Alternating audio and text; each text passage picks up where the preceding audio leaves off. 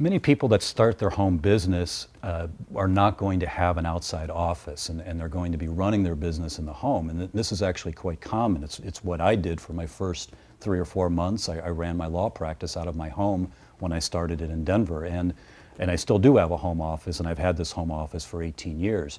There's a lot of businesses that are run out of home offices, and we're still seeing accountants around the country say, don't claim the home office deduction. You'll get audited and you won't like the results.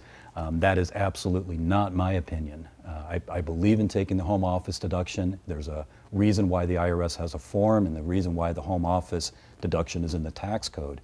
And as long as you qualify for the home office, meaning that you use it both regularly for business and exclusively for business, and exclusive means exclusive here. You can't use it as a bedroom or a playpen for the kids or any other type of room. It has to be strictly dedicated as an office. But you do have the ability to claim a lot of tax deductions that you wouldn't claim if you don't take the home office deduction. So in my opinion, if you qualify for the home office deduction, you should certainly claim it. It's one more tax deduction that will ultimately reduce the amount of taxes that you owe.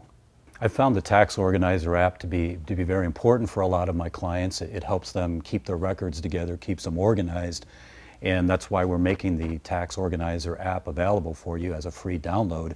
All you need to do is click below and try it out for yourself. You have nothing to lose.